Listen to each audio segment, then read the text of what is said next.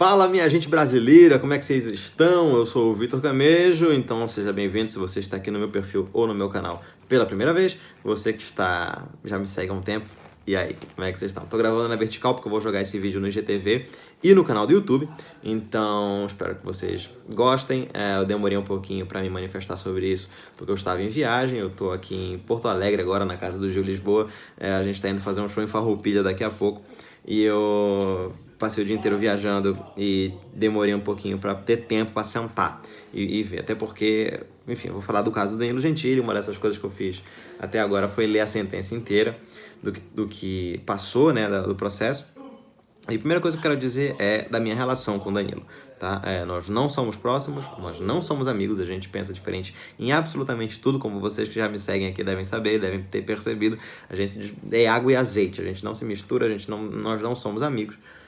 Muito embora isso não mude a gratidão que eu tenho por ele, porque o primeiro trabalho que eu tive na vida na televisão foi com ele. Ele me chamou para escrever Agora é Tarde, ainda na Band.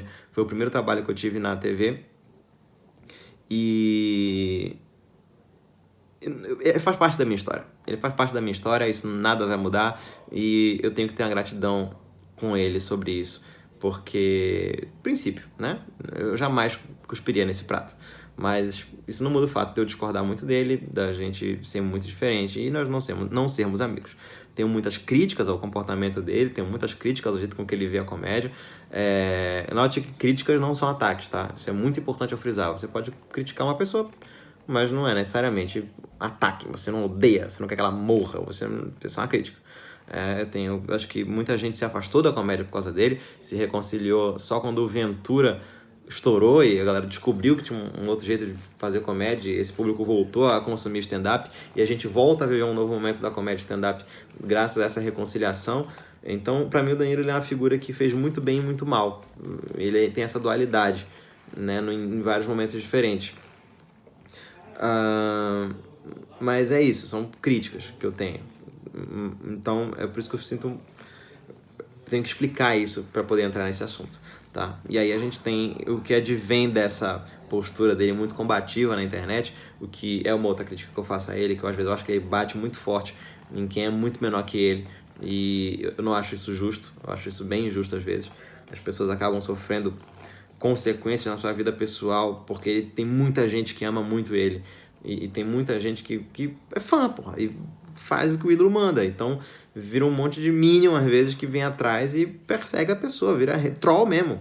E eu nem sei se ele gosta que façam isso, mas acaba tendo uma consequência meio nociva para as pessoas isso. Sei lá, esse debate político brasileiro hoje tá tão horroroso que acaba promovendo isso, sabe? Acaba promovendo esses efeitos colaterais, e pessoas que não tem nada a ver acabam sofrendo, sabe? Porra, teve uma época, dando o exemplo da Maria do Rosário, até a filha da mina foi colocada no meio numa época, sabe? A mina ouve bosta, recebe mensagem, e a mina não tá na vida pública, entendeu? Ela é uma pessoa X. Então, ela não tá no jogo. Então, esse debate político horroroso que a gente vive acaba propiciando esse tipo de excesso, tá? Então, é uma coisa que tem que ser ponderada nesse caso, tá? Essa briga que rolou acabou desaguando nesse processo. O Danilo, vocês devem saber qual é o caso, ele recebeu uma correspondência oficial, esfregou no saco lá, não sei o quê, e falou um monte de merda pra Maria do Rosário lá também, xingou pra caralho, e desagou nesse processo de injúria, tá? Acho que ele foi desrespeitoso, sim. Eu acho que ele é machista em alguns pontos, sim. Eu acho que ele comete excessos na postura dele. Minhas mãos não estão limpas com relação a isso. Eu já fui muito machista no passado, às vezes ainda posso ser. Não, é uma coisa que tá na gente, a gente tem que tentar trabalhar isso da melhor maneira. Eu fiz muitas piadas na minha vida que eu não me orgulho hoje, porque a nossa cabeça muda com o tempo, a gente vai ficando mais velho, vai mudando a mentalidade. Acho que isso é natural. Isso é natural e é normal.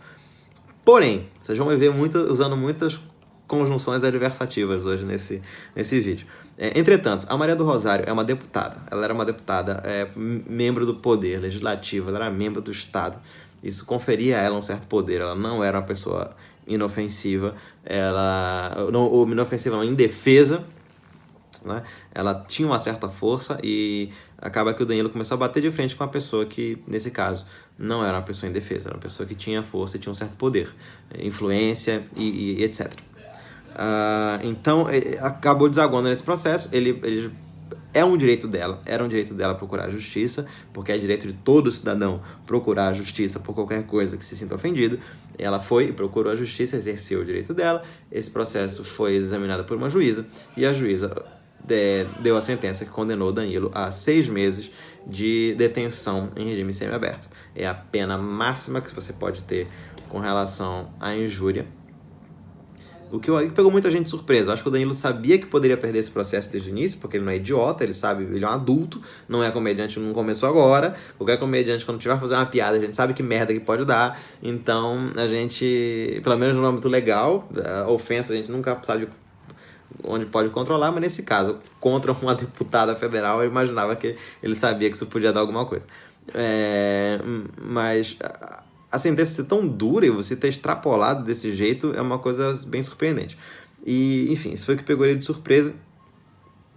E eu li a sentença inteira, e apesar de todas as discordâncias que eu tenho com o Danilo, apesar de achar que ele exagera em muitas coisas, apesar de achar tudo diferente do que ele acha, não tem como concordar com a sentença que foi proferida, não tem como ficar do lado disso, e eu só posso repudiar com tudo que eu posso essa sentença que condenou ele desse jeito.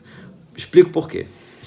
Como eu falei, a Maria do Rosário não era uma pessoa indefesa, ela exerceu um direito, mas você não encarcera alguém, você não ameaça de detenção alguém por injúria. Ninguém pode ser preso por ter esfregado um pedaço de papel no saco, sabe? Uma coisa é você não concordar, você não gostar, você não ter restrições à vida, ao Danilo em si, ao que ele pensa, ao que ele fala, mas o mecanismo disso, o de controle disso é social.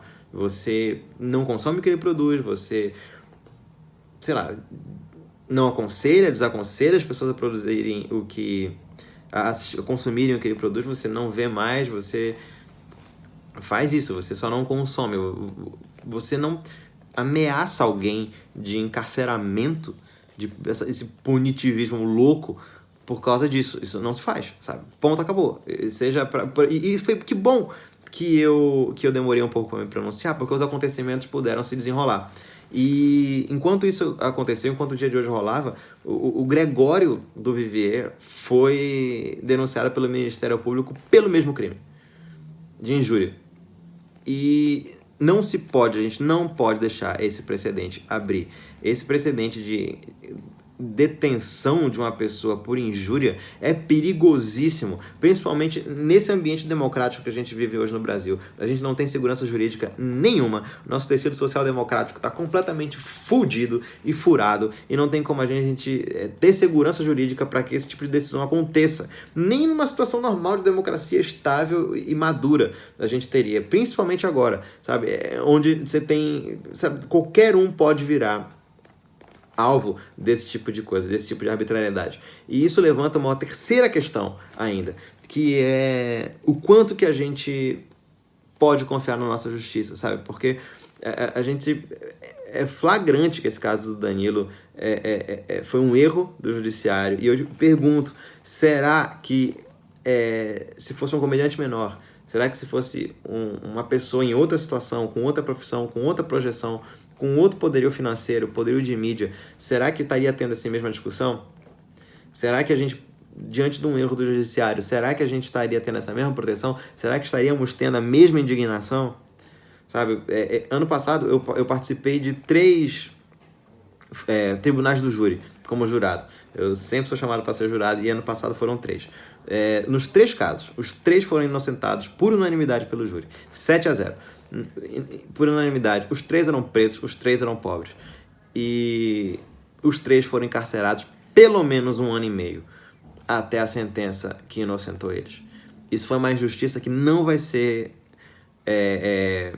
reparada. Isso não vai acontecer, sabe? E no final, o que mais me chamou a atenção é que na época, quando o juiz dava a sentença de inocência, de absolvição pro réu, ninguém dizia nenhum foi mal, nenhum desculpe, nenhum boa sorte.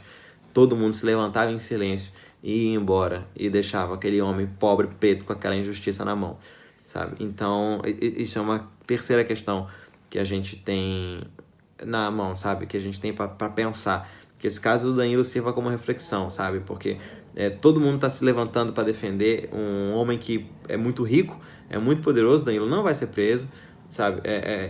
E dificilmente a gente teria a mesma disposição e a mesma voz e a mesma projeção e a mesma oportunidade de defender uma pessoa que fosse pobre e indefesa diante de um judiciário falho. Esse caso do Danilo é um caso que abre um precedente muito perigoso, como eu falei, um precedente que a gente não pode deixar acontecer. Acho que a gente tem o dever democrático de proteger uma pessoa de um excesso estatal, mesmo que essa pessoa esteja num aspecto ideológico diferente da gente, sabe? Eu acho que é dever, isso inclusive eu deixo indicado um livro chamado Como as Democracias Morrem. É um livro que eu estou lendo agora que o autor ele fala justamente isso. Acho que é Steven Levitsky, não lembro o nome, posso estar enganado, vou deixar aqui o link na descrição do vídeo. Tem uma palestra muito boa que ele fez no Instituto FHC recentemente sobre isso. Mas dentro desse livro ele fala que é assim que uma das causas de morte da democracia é isso. Geralmente aparece alguém que tem claras tendências autoritárias e essa pessoa começa a minar a democracia, e quem poderia proteger prefere se aliar ao tirano por ser mais próximo ideologicamente do que se aliar ao democrata que está no outro espectro ideológico. E é assim que a democracia começa a morrer. Então, muito embora o Danilo seja reprovável, eu acho, em muitas atitudes que ele toma, dessa vez, com esse excesso estatal, a gente não pode se calar, e se eu tiver que me pronunciar, dessa vez eu vou ficar do lado dele e eu vou dizer que foi um excesso o que foi cometido. Tá? Isso não justifica, eu acho que as questões que se levantaram com relação às atitudes dele, em relação a machismo, com relação a várias outras atitudes que são questionáveis dentro das piadas que ele comete, eu acho que são discussões válidas para a gente ter no âmbito social, para a gente, enquanto sociedade, a gente debater, a gente conversar e nós crescermos como pessoas. Mas você não judicializa isso, você não pode judicializar esse tipo de comportamento e você não pode criar um precedente de encarceramento para alguém por conta de crime, o que inclusive crime de injúria, né? O que inclusive já é resolução da ONU e da OEA, que crime de injúria seja sempre definido dentro da esfera civil e não da esfera penal. Então, foi um excesso, foi um erro do judiciário e fica meu posicionamento. E é isso, gente. Muito obrigado, até mais.